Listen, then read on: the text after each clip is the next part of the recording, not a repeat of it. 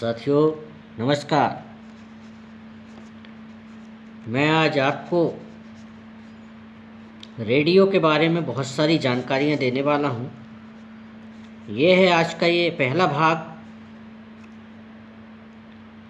तो ध्यान से सुनिएगा। बहुत सारी उपयोगी जानकारी जो अभी तक आपने नहीं सुनी होगी रेडियो के बारे में। वर्तमान में मनोरंजन के साधनों की भरमार है। विज्ञान की प्रगति ने सबके हाथों में मोबाइल दे दिए।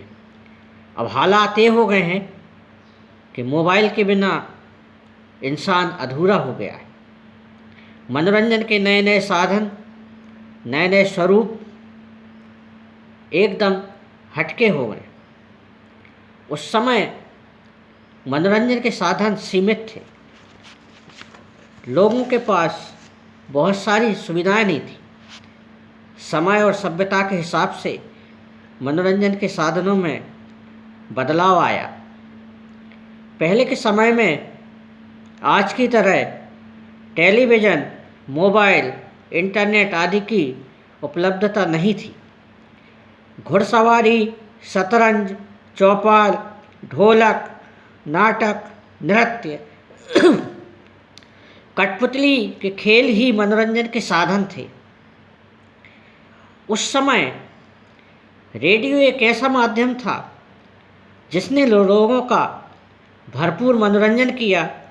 वो आज अनवरत चल ही रहा है और चलता ही रहेगा। रेडियो को सुनकर लोग तरोताज़ा होते थे। सिनेमा घरों की शुरुआत तो 1931 में हुई, लेकिन मनोरंजन के जो साधन थे वो मुख्यतः रेडियो ही माना जाता था। पहले शादियों में रेडियो देना एक प्रथा थी। आकाशवाणी के बहुत सारे केंद्र आज आरंभ हो गए हैं। आकाशवाणी की उर्दू सर्विस भी चालू है। इसी तरह से SLBC यानी श्रीलंका ब्रॉडकास्टिंग कॉरपोरेशन का विदेश विभाग के नाम से जो रेडियो कार्यक्रम प्रसारित होते थे, जिसको हम रेडियो सीलोन के नाम से जानते हैं, जो श्रीलंका से प्रसारण होता है, 1952 से 2009 तक लगातार बिनाका गीत माला बहुत प्रसिद्ध हुआ। उसके बारे में मैं आपको विस्तार से अगले वीडियो में बताऊंगा। इसके अलावा विविध भारती, जो पहले रेडियो आकाशवाणी का पंचरंगी कार्यक्रम जाना जाता था, अब देश की सुरीली धड़कन बन चुका है।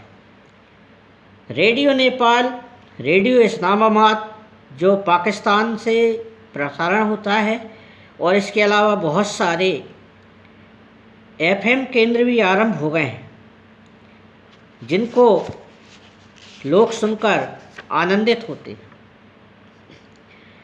धीरे धीरे विज्ञान ने तरक्की की और रेडियो लोगों की जुबान पर चढ़ने लगा।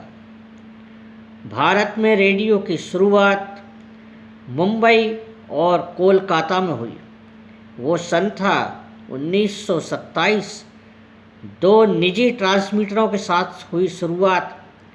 आज इसका जाल पूरे देश में फैल चुका है। लोगों को यह रेडियो धीरे धीरे आकर्षित करने लगा और उनका ये मनोरंजन का अच्छा और सच्चा साथी बन गया। रेडियो पर प्रसारण के लिए ट्रांसमीटर और 2 रिसीवर की आवश्यकता होती है।